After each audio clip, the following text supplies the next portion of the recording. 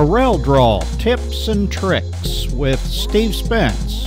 Today's session, Grouping Objects, brought to you by Conde Systems. The ability to group and ungroup objects is an incredibly important tool in CorelDRAW. Let's take a look at this locomotive, for instance. If we click on it, you'll see that it sees it as one object. At the bottom of the page, however, it says that it is a group of 182 objects. If we zoom in on it, it gives us a little better idea of what's going on. Although it sees it as one object, if we begin to break it down, we can see that there are a great many objects here. And what we're going to do first is just tell it to ungroup. Now we can select individual groups. This railing, for instance, is one object. The coupler is made up of multiple objects. Whatever this is, I think there's supposed to be electrical connections, again, are made up of multiple objects. And in order to keep these from being accidentally moved, they have been grouped together. Now, it's very common to group small things together, like these three objects could be grouped together as one, so they might be moved, but they would be moved together. This is especially helpful because we could take those three objects, for instance. They are grouped, and now we could duplicate them using our Control-D capability. And now that we have those extras, we could use them over here. Make them a little larger so the perspective is correct. And there we have saved ourselves a great deal of trouble if we were drawing this from beginning by only having to draw three. The same thing is actually true with one. You draw one, you duplicate it, and you duplicate it again. Then you group them and duplicate the group so that you can move multiple pieces and create the drawing much quicker than you could possibly do it if you had to draw each one of those one at a time.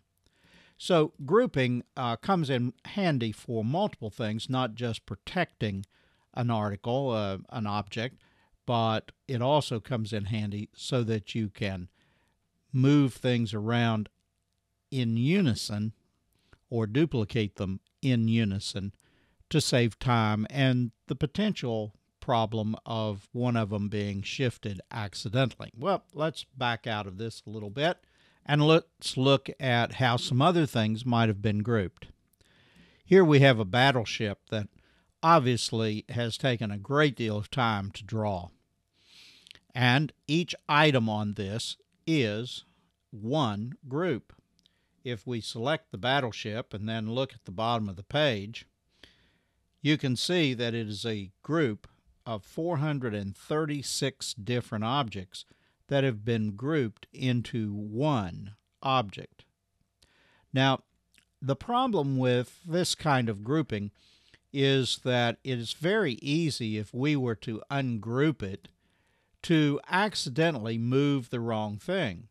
Here, for instance, in this radar screen, you can see that each line is a separate object. Well, it's very easy to shift one of those accidentally and not realize it, and of course that messes up the entire drawing. So oftentimes what will happen is people will group small objects together, like that radar screen, and now it might move the radar screen, but it's a little more obvious because it is a much larger object. So why the creator of this battleship did not do that, I don't know. but typically when I do drawings, I group small things together so that they might be moved more in unison. Now we're going to back out of this and we're going to go back to its original form so that everything now is grouped. So how do we access one little object there if we don't ungroup the entire project? Well, actually, there's a very easy way to do that, and that is to hold down the Control key and click on the object. This allows us to select objects inside of a group, and we can do anything we want to with that object. We can move it around however we want. We'll put that back so we don't lose it. We can work with it. Let's go over and let's do the same thing here. We can work with it there. We can do anything we want. And you'll notice that the little nodes on the outside of the object have changed. These are diamonds now, not squares as they usually are. So we can still keep this all grouped together and work with single items. We'll put that back. And that is done with the Control plus a click.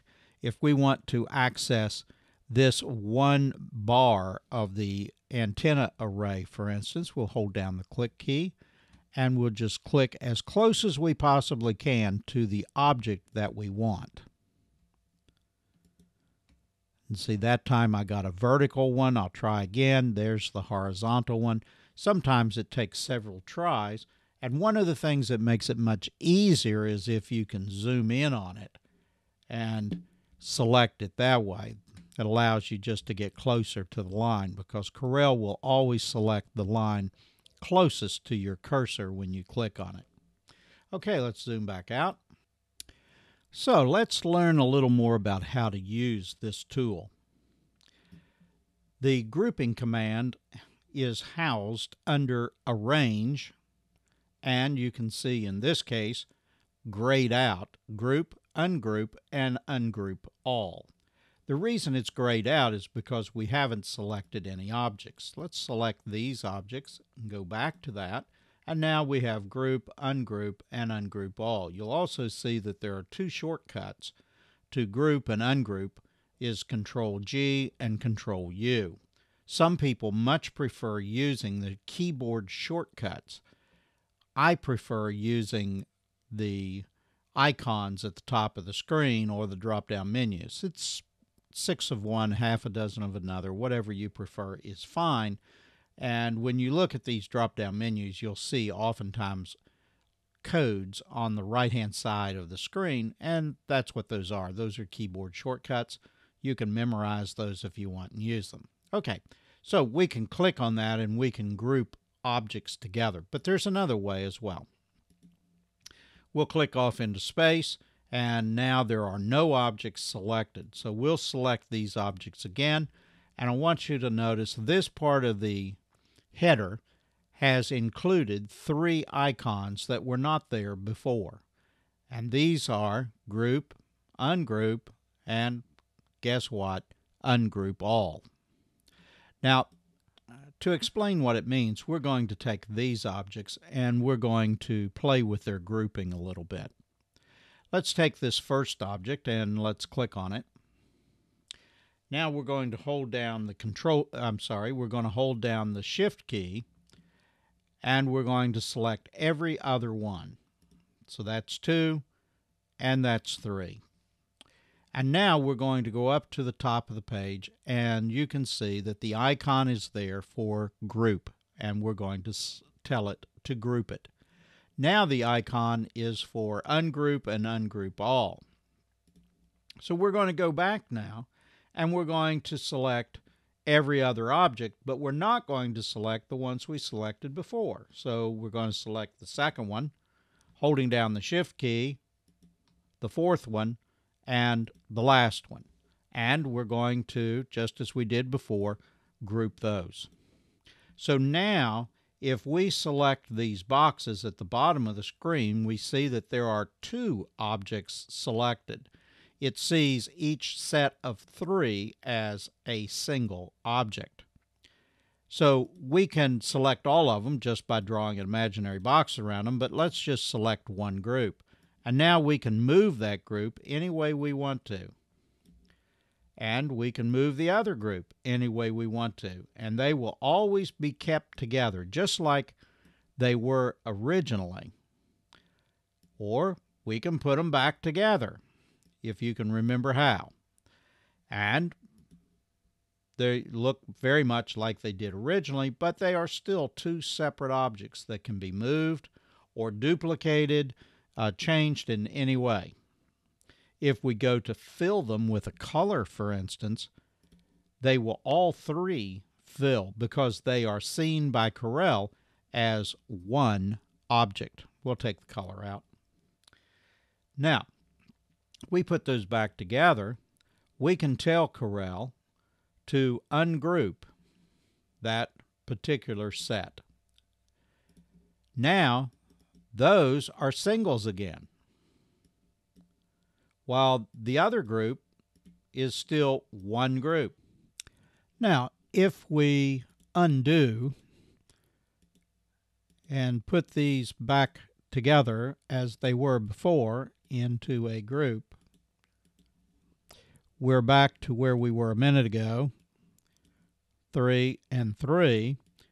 Obviously, we can select either one of them and ungroup them, but the other thing we can do is select all of them and ungroup all.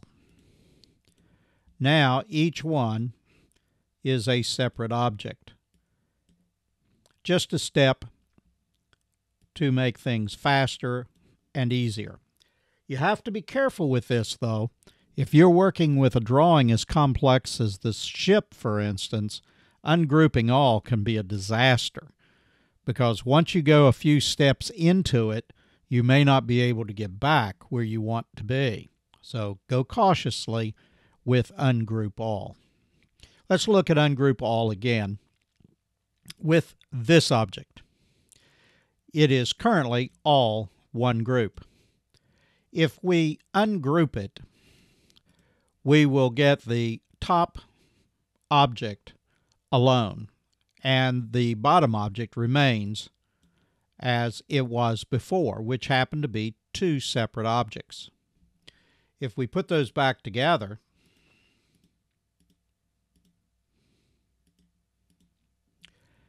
and group them, everything is just as it was a moment ago. That is, there are a total of 3 objects. But this front thing, whatever that design is called, is obviously made up of a great many objects. If we use the little trick we learned a minute ago with the Control key and do Control and click, you can see that there are multiple objects that have been grouped together in themselves. So we move this away, we can move this one away, and this one, and as you can see, by ungrouping all, as we did a moment ago, we can have a real disaster on our hands. So we put this back together. We'll pull the black away, leaving the face piece, and now we can group that together so that it's safe to move it around. No matter where we catch it on the drawing, it will move everything together and not allow it to get mixed up. And we can then put the black back together, and the black goes back where it belongs, behind the white. Why? Because the black was on object levels behind the white. So, if we select any one of them, select the white, we have a group of 10. If we select all of it, we have 3 objects. It's not a group, but 3 separate objects. One of them happens to have 10 parts. If we tell this now to group together, notice it says it is a group of 3 objects. Again, the top object still has 10 objects grouped together, but because they are grouped, it sees it as one. So, grouping. Crucially important to keeping track of what's going on your screen and in your drawings. Simple to use, but crucial. Hope this helps. Bye now.